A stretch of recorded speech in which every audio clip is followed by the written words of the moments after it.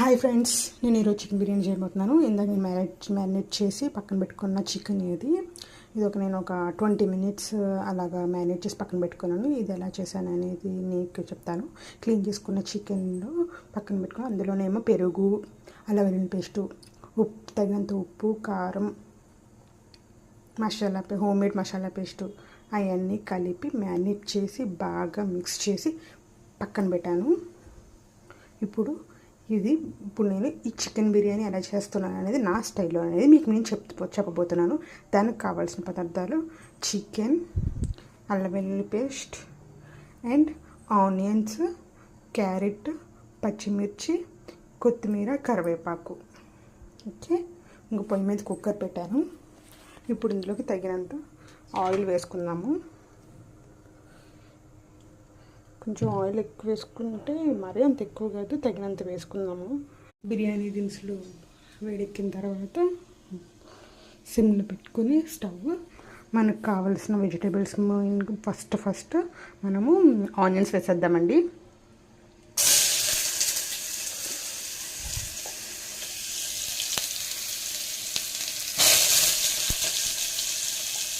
Onions, పచ్చిమిర్చి ఒకేసారి వేసేద్దాం.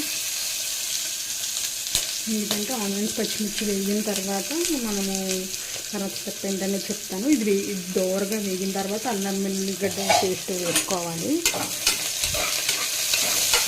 ఆనియన్స్ ఎంత బాగా వేగితే అంత రుచిగా ఉంటుంది మనం చేసుకునే బిర్యానీ. ఏ బిర్యానీకైనా ఆనియన్స్ బాగా వేగాలండి.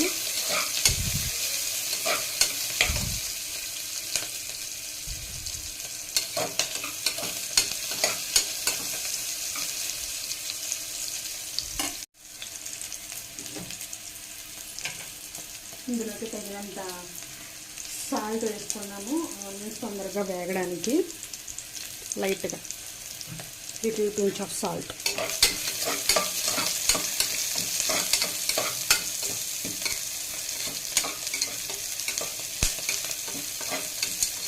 చూడండి, అదే టర్నేట్ అవుతున్నాయి,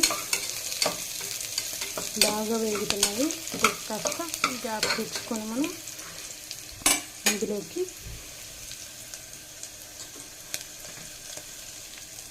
అల్లం వెల్లిగడ్డ పేస్ట్,